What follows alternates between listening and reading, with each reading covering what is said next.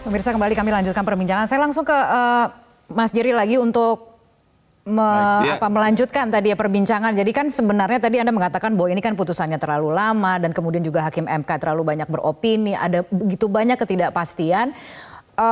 Sampai-sampai kemudian kita sudah hampir mendekati batas waktu begitu ya. Artinya kan ini para bacalek juga harus bersiap diri. Nah, ketika kemudian sistemnya belum bisa ditentukan, bagaimana upaya untuk bisa mempercepat ya, tanpa tentunya kita menghormati begitu ya, Iya, MK begitu dalam mengambil keputusan. Tapi apakah memang bisa dipercepat?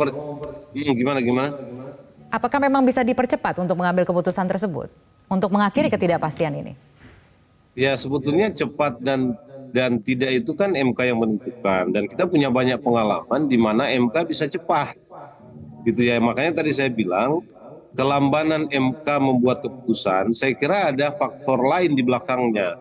Jadi pengaruh-pengaruh antara yang ingin terbuka dan tertutup, katakanlah kita pakai istilah itu, ini kan berarti sudah masuk di MK, sehingga MK menjadi bingung kapan baiknya dia putuskan ini. Kalau logikanya kan begini atau asumsinya begini, kalau dia makin lama memutuskan, itu berarti kan bukan makin ya, ada banyak hal yang harus dia pertimbangkan, tidak semata-mata materi gugatan.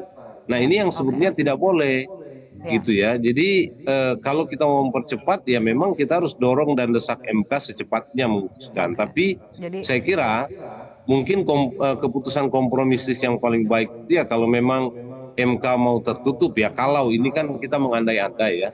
Kalau memang MK mau tertutup ya sebaiknya itu diputuskan secepatnya, tapi digunakan itu untuk pemilu berikutnya. Untuk periode sekarang ini atau untuk pemilu sekarang ini mungkin kita sebaiknya tetap pakai sistem terbuka atau sistem yang sekarang kita pakai ya, kita pakai gitu. Karena kan pencalekan jadi ini apapun sudah keputusannya nanti baru akan diberlakukan di pemilu berikutnya, jangan di pemilu yang sekarang karena waktunya MK terlalu buat sempit. Keputusan begitu makanya. Jadi MK Tapi kemudian mengatakan ya kita ke depan pakai sistem tertutup, tapi sekarang sekarang ini kita tetap pakai sistem terbuka gitu ya, karena memang sudah agak repot kalau beralih ke sistem tertutup ya. Artinya tidak hanya soal caleg sebetulnya dan partai, tapi ini soal masyarakat.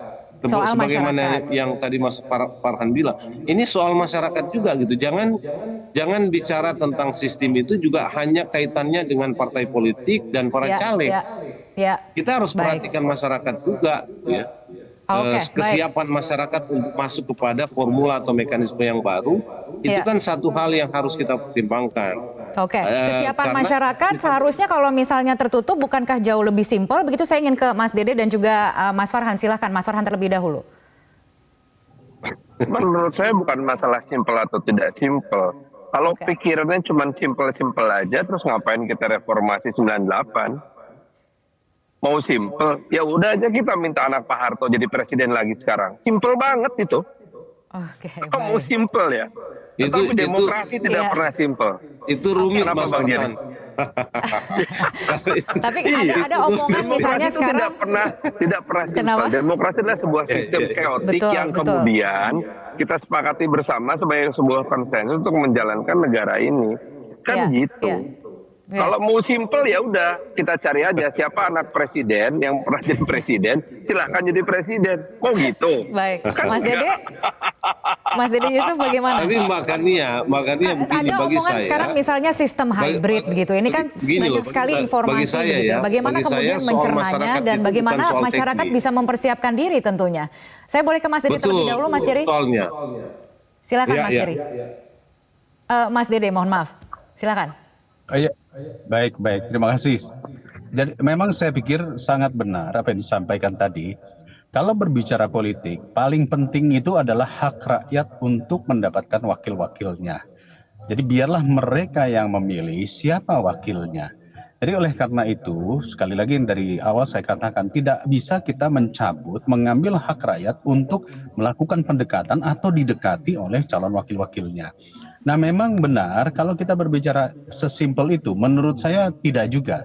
Kita paham bahwa proses pemilu sudah beberapa kali terjadi, untuk mengurangi partisipasi, mengurangi golput saja itu dibutuhkan waktu beberapa tahun untuk melakukan sosialisasi. Apalagi sekarang saat ini pemilih terbesar itu adalah yang disebut sebagai anak-anak muda, yang mana pemahaman tentang politik adalah apa yang sekedar dilihat di media sosial atau mungkin di berita-berita saja. Nah, jangan kita gampangkan mereka. Mereka adalah hak-hak untuk bisa mencari pemimpin-pemimpin dan wakil-wakilnya. Kita harus memberikan mereka kesempatan untuk memilih. Jadi benar sekali konteksnya, saya sepakat dengan Pak Jerry tadi mengatakan kalau mau dirubah, maka kita berbicara periode berikutnya, mari kita rubah. Sehingga semua partai politik akan menyusun bagaimana pola pelatihan, kaderisasi, apapun juga yang udah siap untuk menuju kepada 2029. Saat ini semua proses sedang terjadi, pendaftaran, bacalek, dan lain-lain. Banyak yang ketakutan, wah kalau tertutup saya nggak ikut lah, kira-kira begitu. Banyak tokoh-tokoh publik, tokoh-tokoh masyarakat, LSM, orang-orang yang berjuang buat masyarakat, kalau tertutup saya nggak jadi ya. Akhirnya ujung-ujungnya adalah pilihan-pilihan partai yang belum tentu itu yang diinginkan oleh masyarakat. Mungkin demikian. Baik, sehingga kualitasnya pun jadi menurun begitu ya ke depannya ya. Oke, Mas Jerry. Kalau saya boleh menambahkan sedikit saja, Mas Jerry, kita harus akhiri sedikit saja. Sistem tertutup sekarang itu akan menjadi pintu gerbang nanti pemilihan presiden dan kepala daerah itu akan lewat partai dan dewan. Oke. Itu menjadi catatannya. Ini akan menjadi titik mundur balik gitu. Titik mundur. Baik, terima kasih sekali lagi. Mohon maaf saya harus akhiri perbincangan ini. Nanti akan kita coba dialogkan lagi pada kesempatan berikutnya. Terima kasih sekali lagi telah bergabung.